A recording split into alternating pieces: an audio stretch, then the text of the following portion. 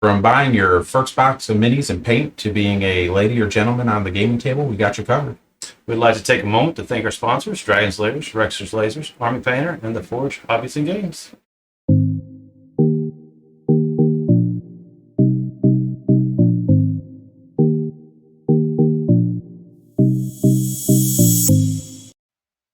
Welcome, everyone.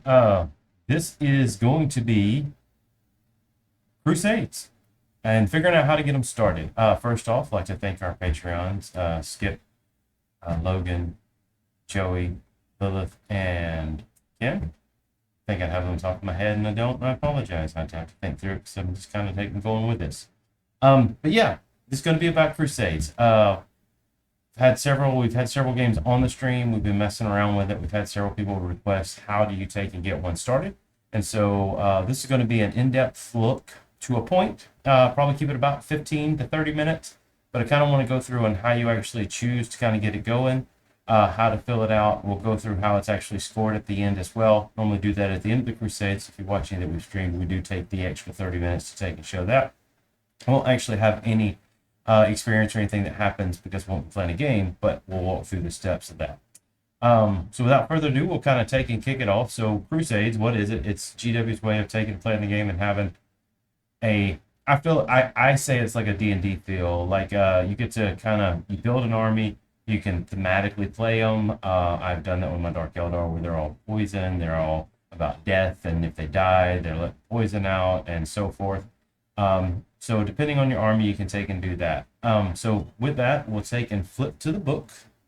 Here, see if I can get this right. So Crusading Forces. So the first things first, see if this comes in. All right, cool. It's the order of battle. So you list your units that are part of the Crusades. Once it's done, you can add or remove units at any time, but when you remove them, they lose any experience or anything they've done, and anybody coming in starts as if they've never been on your list as before. They have a Crusade card, and I will go in that here in just a second. They can't be changed once they're added to the order, meaning if you add them with a whip, you can't change it to a knife. Whatever you put them on the card, it has to be there. If you wanted to have a knife, you could remove that unit off, put a unit on, but when you do that, they lose any experience or anything they've gained throughout the games that you've taken and played. And the last one is your supply limit starts at 50. Basically, and that's the power level of all your army. Now, there's a few caveats to that. If you and your buddies are going to get together and start one, you can say, hey, we're going to say it's 100 power level. Or you can say it's 150. We can start with 3 requisition points, or we can start with 0 requisition points. It just depends on how you want to do it. So related to D&D, and I use D&D 5e because most people that play any kind of gaming system may know about it. Most of the time you start maybe level 3 versus level 1. So that's what you kind of can do on your own if you're starting out, just kind of messing up and goofing off with your friends. But basically, it kind of goes from that. And so what I'm going to do is I'm going to kind of go through how you fill all those cards out. Just like normal, when you're building your army, you would actually go through and say, hey, I'm going to build my army. This is the army I want to take. I'm going to bring this over here. And so one of the things you want to do is you decide what army you want to do. So go grab their codex and go to the Crusade Rules of it. There's Crusade Rules in here as far as requisition points and how they're used and so forth, and I'll go into that. But as you're taking and getting into it, you need to read these rules. And the reason being, and this is where kind of at first I didn't understand it, but as I played a few games with a few of the other friends, we realized, oh, you really need to look at it. So in Dracarys, when I'm putting the force, the special thing is you have your agendas, so how you pick those to score. You have your requisition points that you can spend as you get one of those per game. And you've got your battle traits and so forth. But really and truly, this is the piece that you want to look at. And it's the special part of inside the book. So in Dark Eldar, it's all about having an ascending lord and being able to take over planets that give your raiding forces benefits at the end of the game. So you kind of can go in and choose, and the way it works, and there's special rules, and I won't go into Dark Eldar because I could go into all of them, but I'm showing it because you want to think about that when you build your army. From Tau, and I'm going to pull it up right quick because I actually did it. So I have a Dark Eldar one, and I have a Tau one. And in their rules, basically you're having to expand your empire. And so you're taking over star systems. And if you can see, if it popped up, yep. You have to figure out the temperament. So what kind of temperament is, and then the number of planets, and then which planets they are. And so when you kind of roll through it, you roll through and you get your temperament. So you find out, hey, I got this kind of planet. They're either military hungry, they're very diplomatic, and then you figure out the number of planets. And it's got all kinds of planets. You just roll the dice, and it will tell you which one you get. You roll the dice, see how many planets are in the solar system. And your whole goal while you're playing your Crusade, so your own game inside the game of 40K, about taking over planets, and those planets give you benefits where you can get increased supply. You can take and get more units in a thing. One of these planets, I think, forget which one it is, but it allows me to take, and if I wanted to modify and add units, I could to an army, which based on Crusade rules, you can't. So as you play your own game, you can kind of level it up.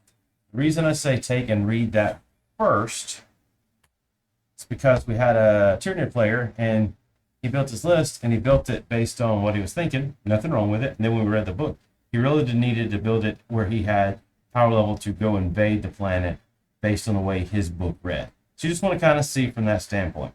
And then you kind of go in and you build your list. And so when you've got your list built, I have a book here that I had gotten off.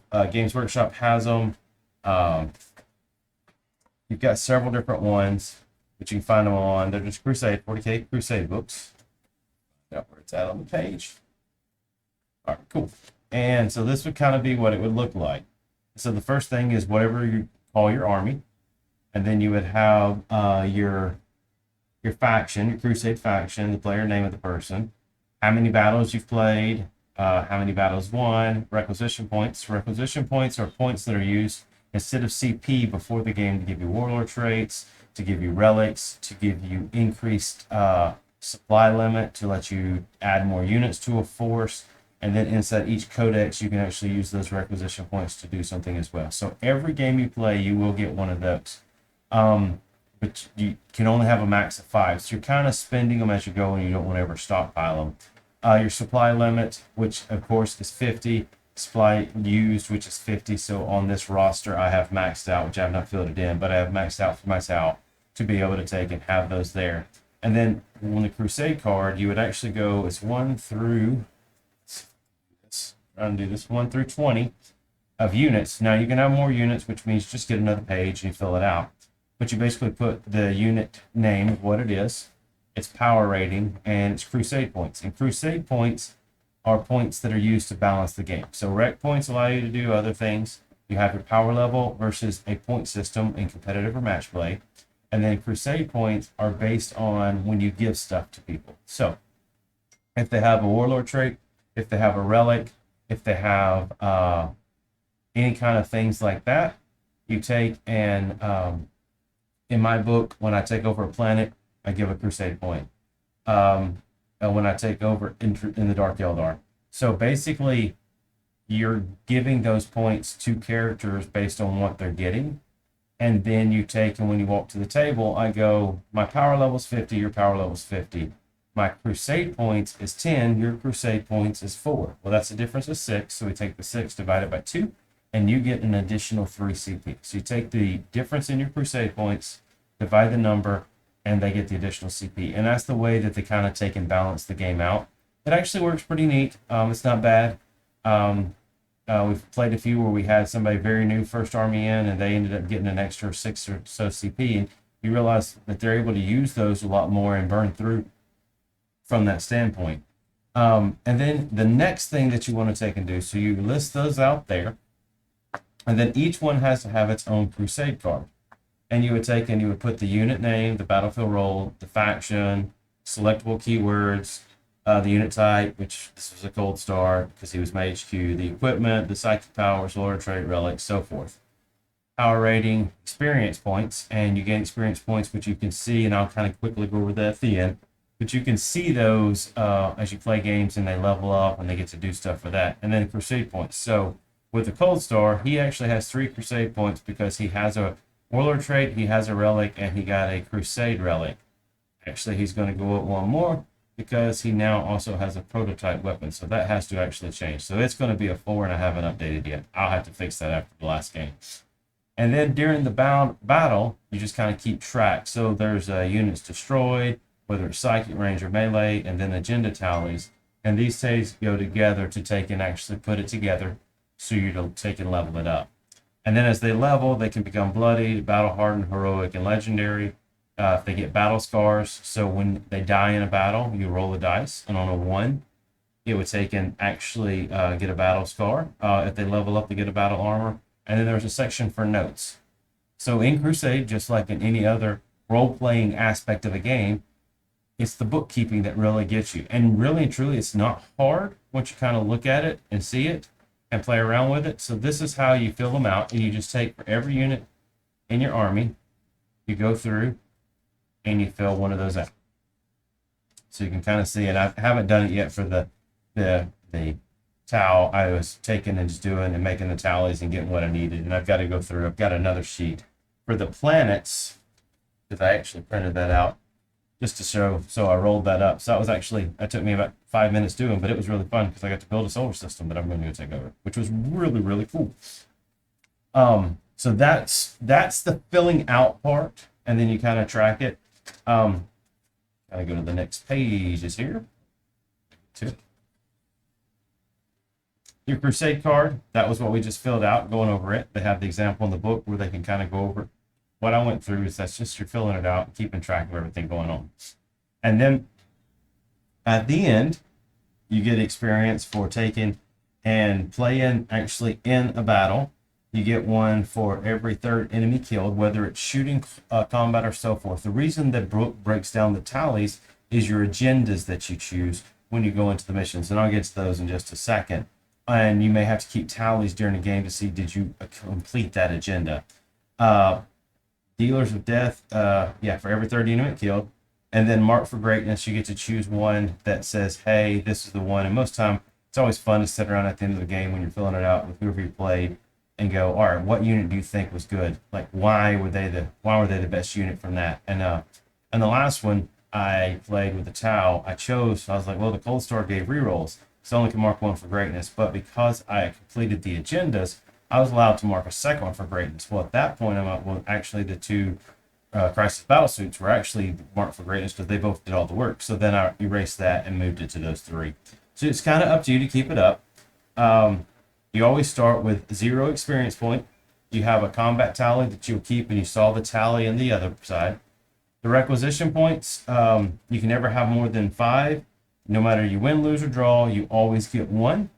And they're allowed to take and purchase stuff. Again, you've got the different things here. You've got increase your supply power. So if you start with 50 and versus 100 or 150, that's how you buy more. Fresh recruits, it's the monster card from that. Or where you can actually add more people to it, but you still have to have the power ranking to be able to do it, which means if you've already maxed it out, then you're going to have to buy supply in this, so it'll take you 2 games to do that. Resupply, repair, if you want to change out your psychic power, to add more units, your warlord trait, and relic. And most of the time, that's where you're spending on first, is giving yourself the warlord trait and relic. And again, in each codex, it has its own. At the end of the game, if you gain experience based on those things, everybody starts at 0. If you actually get above 5, you become bloodied, battle hardened, heroic, and then legendary.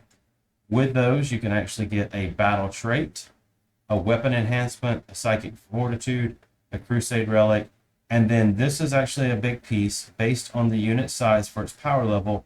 You either get 1 crusade point or 2 based on the power level. So on my crisis units, once they level, they will actually get 2 crusade points. So for every battle trait they're getting, because they're a 6-man unit and power level 18, they're getting penalized, so to speak, for being a big, nice unit. So that therefore it's giving up a CP if I'm 2 points ahead. So I'm always getting 2.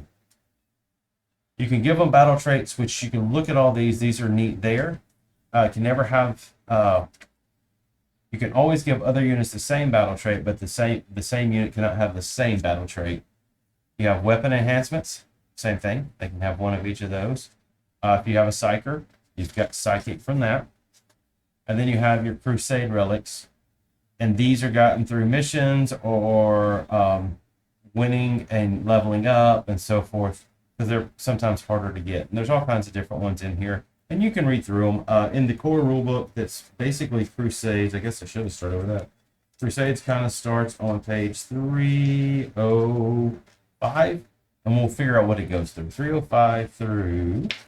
there it is, right there, I think. 305 through 328. And then you kind of keep going here. Hopefully you can see the battle scars. So out of action. So this was what I was talking about. At the end of a game, you roll a dice on a 1 that is considered to be out of action.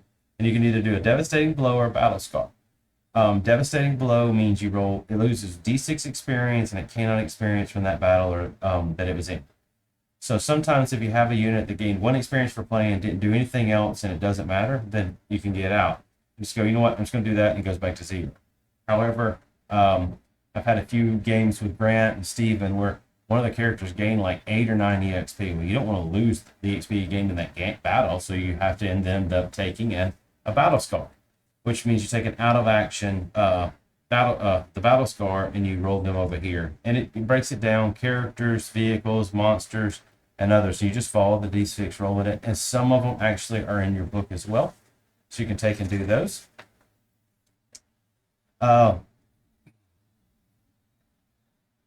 Selecting Crusade Army. I don't really understand. Hadn't done this. Both players added Crusade points for the armies. Players with the lowest total gains the bonus command points equal to half the difference. So that's what I was talking about earlier. And then when we go past that, because then we get into the missions, and this is the Crusades, and they have it broke down just like any other book based on your sizes and so forth. And there's all kinds of different Crusade mission packs. We actually did one the other night. I didn't get to do it on stream because we were kind of running it and testing it, but it was a 4-person game, which was really neat from that standpoint. And so just like normal match play missions, it rolls through on how to choose everything and do that. And then you have your agendas. So this is the part of the Crusade that's really interesting. And so you choose an agenda from your book, and then you choose agenda from the main book. And it's got all the different things, and you gain either experience or so forth. So what was neat is somebody took priority target the other day. Every vehicle and monster, they gain 2 experience for every tally mark. So that's where you would killed a monster vehicle in your tally book and you're taking it. So when it was done, it killed like, I think 6 or 7 things. That's like 14 experience, which is pretty cool because you got 2 4. So if you took a devastating blow, you wouldn't want to lose that experience. And then we get into your missions. When you run your missions, it goes back to the old scoring, 5, 10, and 15. And then you score stuff on the backside. But a lot of times it's sweep and clear, and it's really cool because these win or lose, if you win, you get cool stuff. You may get a Crusade Relic. You may get an extra requisition point. You may get to increase your supply limit. Like, there's different things that you get. But for just playing in the game, your army's getting experience. Your army's leveling up. Your army's getting requisition points. Things are either getting battle scars if they're dying or they're not dying. So you have all those different things from that standpoint. So that kind of brings it to the end. It's not live. This is going to be popped up and done. It'll be posted up this evening. And what you can do is, if you have any more questions about Crusades, kind of went through it fast. Just kind of going through it. Like I said, I've done it a few times, so now it kind of goes through. Put the questions in the chat. Like, subscribe if you want to see another one on a particular army. If you want to say, hey, I'd like to see you do a review on Crusades for Tyranids or Crusades for any of the armies, I have access to get to the codexes, so I can open it up and I can do a little 15-minute video reviewing the internals of that codex and the neat things from there. Like I said, it's a very flavorful way to play the game because you're then at that point kind of playing in a fantasy world that you're building. With your agendas, you're trying to score your agendas to be able to give your army boost to grow. It doesn't necessarily, you become so overpowered you take on all the others and beat them. because the way the Crusade points balance that out to give you the CP. The really neat thing, and it's been said, I don't know if it's been said many times, but one of the neat things you can do is you can actually build your army, and as you grow and play it, you could take and say you get to a 2,000 point army, say you get to 100 power level, which is about 2,000 points. As long as the army matches what's on the list, so your 2,000 points is 50 power level, and you've basically whatever weapons they've got, because you can't change them, you could actually stick them in the Crusade book, and every time you go play a match play game, choose your agendas, play for the agendas, play the mission. You're not going to be able to get anything from the book from playing the mission, like a Crusade Relic or more supply or an extra requisition point, but you do get to complete your agendas, which give you experience, give you valuable pieces that you may need if you're doing NIDS, biomass, and so forth. If you're doing Tau, diplomacy, or military, to be able to allow you to take and evolve the army. So even if you're playing a match play game, you could technically play the Crusade side of it, even though they don't, because you're just trying to play your agendas. Win or lose, you're playing the agendas, all the army played. It's just whatever is set up, and I'll actually show. I'm actually going to do this too because I did it. I did it in the beginning. If you actually just keep tally and track, so I'm showing the Tau, but here's my Dark Eldar, so you can see all Succubus all the way down to the Venoms, and then their power level, and then they've got Crusade. Like I have one that's got 10 Crusade points because of what it's got, and then filling out the book. You're just keeping track. So even in a regular match play game, as long as if I went in and I played a 500 point game, which this is roughly about what this, no, this is 1,000, sorry. If I played a 1,000 point game and played a game, I could take and keep track of all those things and just mark things down on what's happening and so forth for the army. So I can do that. So it doesn't limit you that you can only play Crusade. What's really cool for me as I've been looking at it with Steven is the new Crusade bulkhead, playing the bulkheads. And it's 500 points, and there's a lot of things, but you could actually take and turn that into a Crusade army. Bulkhead, you put it in the sheet and say it's your figure out your power level. And every time you play one of those, actually keep the markings of that, and then go play a 500 point game, just a regular 40K game, and use that army in Crusades. So that's kind of everything we've got from that. Hopefully it answered some of the questions that you had. Again, leave a comment in the chat if you want me to take and go in depth on anything in particular. Otherwise, with that, everyone have a great evening, and thanks for sitting with me.